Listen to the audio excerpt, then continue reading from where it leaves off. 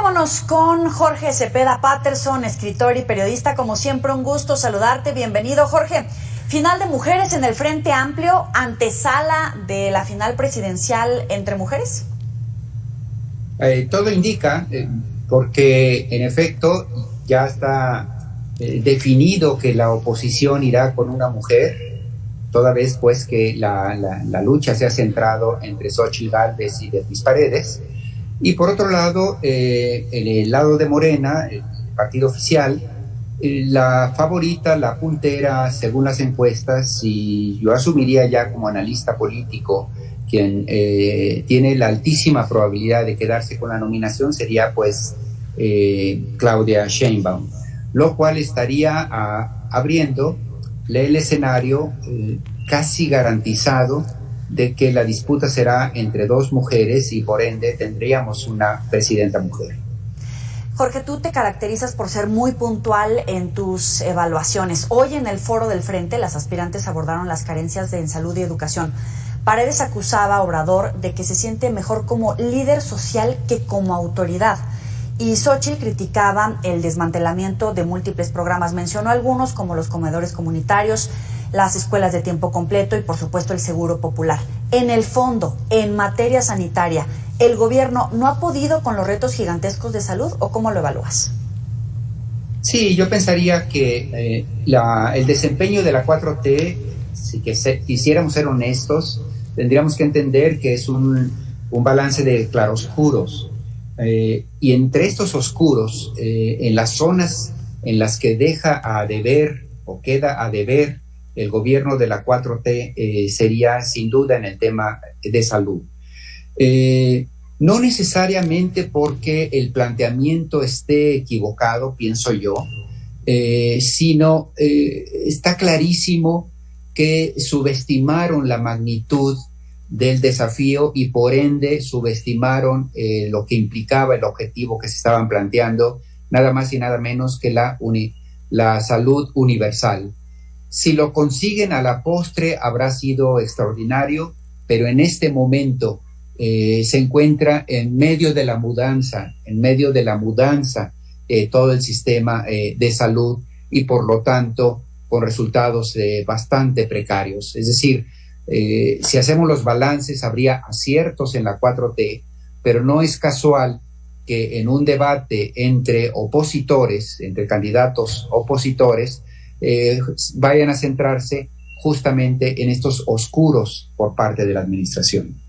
Ahora, vamos rumbo a la unidad o la fractura en los bandos. Ayer en esta misma mesa, los propios organizadores del Frente advertían que hubo afiliados de Morena que intentaron registrarse en el Frente para impulsar a Beatriz. En el PAN incluso hablan de desconfianza por la cargada del PRI para Beatriz. En todo caso, como decían por ahí, te leí, ¿el PRI se chamaqueó al PAN? Yo creo que mira, la renuncia de Krill, o bueno, más bien el sacrificio de Krill y su apoyo a Xóchitl Gálvez no fue una decisión sencilla para Krill. Era un hombre que tenía 2 años preparando su candidatura y todo lo hacía como el gran favorito para quedarse con la nominación por parte del PAN, que era el fuerte en esta alianza. Casi todos asumían que si bien era una alianza de varios partidos, le tocaba al PAN, como el partido más fuerte de esa alianza, quedarse con la nominación, y ese era Santiago Krill. La sorpresa de los últimos 2 meses con el fenómeno Xóchitl Gálvez vino a cambiar las cosas. Y la segunda sorpresa, que es la inscripción por parte de Beatriz Paredes en la contienda, que parecía simplemente pues una anécdota más, súbitamente se dieron cuenta que el proceso de selección con el cual el Frente Amplio va a definir a su candidato, por razones caprichosas, podrían favorecer el triunfo de Beatriz Paredes. Por un lado, porque la encuesta que se va a hacer es a población abierta, y la mitad de esa población que va a ser consultada, pues en realidad son simpatizantes de Obrador, según las estadísticas. Y esta mitad, pues, no va a votar probablemente por Xóchitl Gálvez, o la mayoría de ellos, quien ha sido la persona que más ha criticado a López Obrador en las últimas semanas. Él no ha criticado a Beatriz Paredes. Entonces, no estaba claro de esa encuesta a población abierta si la favorita de los panistas en este momento, Xóchitl Gálvez, iba a salir triunfadora sobre Beatriz Paredes. Y la segunda parte del proceso de selección, porque la encuesta solo representa el 50%, el otro 50% va a ser de una elección entre las personas que participaron firmando en las listas de apoyo a los precandidatos, Beatriz Paredes, Xóchitl Gálvez, Santiago Krill, los perredistas, en fin, y que forman un universo de casi 2 millones de personas, un poco menos. Ellos van a tener que ir a una urna y decidir por quién votan.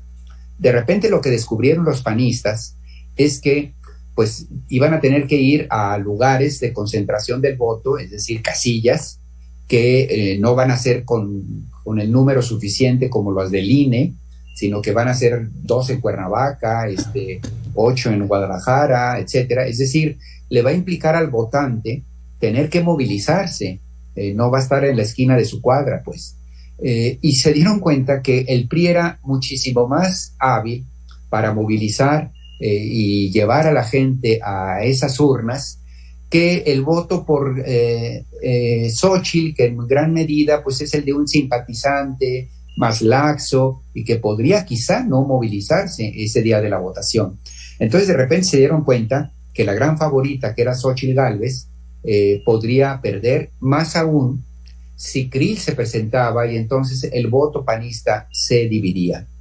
Es decir, Beatriz Paredes sí tiene una posibilidad real que disminuye ahora que Krill pide el apoyo de sus seguidores a Xóchitl, pero no está absolutamente garantizada, y no por otra razón, sino por el caprichoso sistema de elección. Por eso decíamos, quizás sí, el PRI chamaqueó al PAN. Interesante. ¿Y a qué está jugando Marcelo con la acusación del desvío de recursos públicos en la Secretaría del Bienestar? No es la primera vez que lo hace, pero obviamente este anuncio pues sí cimbró al interior de Morena, sobre todo porque acusa a la Secretaría del Bienestar en favor de Claudia. ¿Marcelo tiene futuro dentro de Morena o bien en todo caso un principio de su fin? Es tal cual la pregunta de los 64,000, porque algunos en Morena, seguramente más de uno en Palacio Nacional, se pregunta si Marcelo no tensó demasiado la liga al cuestionar tan frontalmente al propio Morena, en el sentido de continuar su presencia después en Morena. Yo descarto la posibilidad de que Marcelo se lance a competir por una tercera vía presidencial, es decir, está claro que el Frente Amplio va a escoger entre Xóchitl y Beatriz, probablemente Xóchitl, no se va a lanzar en los brazos de Marcelo si sale derrotada en la encuesta de Morena. Marcelo solo le quedaría el partido de Movimiento Ciudadano, en el mejor de los casos, que podría aspirar a 8, 10, 12, 15% quizá, sin mayor otro resultado. De tal manera que no es fácil para Marcelo, si sale derrotado, irse por la libre. Y por otro lado, recordemos que según el compromiso, el que obtenga el segundo lugar en la encuesta de Morena, y aunque pierda la candidatura, tendría prometida ser el coordinador, la posición de ser el coordinador del Senado el próximo sexenio. Y consideramos que eso sería una posición muy políticamente muy fuerte, muy poderosa, frente a un presidente pues que no va a tener la fortaleza que tuvo López Obrador. Esto le permitiría a Marcelo incluso preparar una candidatura para el 2030. Es decir, si se queda en Morena como segundo lugar, él tendría un futuro muchísimo más halagüeño que irse por la libre para una candidatura. Pero ahora la pregunta es si con todo esto que está haciendo Marcelo, ahora no, más bien sería el presidente o Morena quien tendría que decidir si desea continuar con Marcelo, sobre todo entregándole una cuota de poder tan grande como sería la coordinación del Senado. Me parece que ahí el hilo está muy cerca de romperse. Habrá que ver en las próximas semanas qué sucede. Interesante, hasta le pusiste emoción a esto. Oye, en uno y otro bando se acusan de realizar una simulación. De un lado dicen que es Claudia, del otro que hay dados cargados por Xóchitl. ¿Es un proceso de representación popular, democrático, o ante qué estamos? Yo creo que las dos cosas, es decir, a mí me parece evidente que el núcleo duro del obradorismo ha optado ya por Claudia Sheinbaum.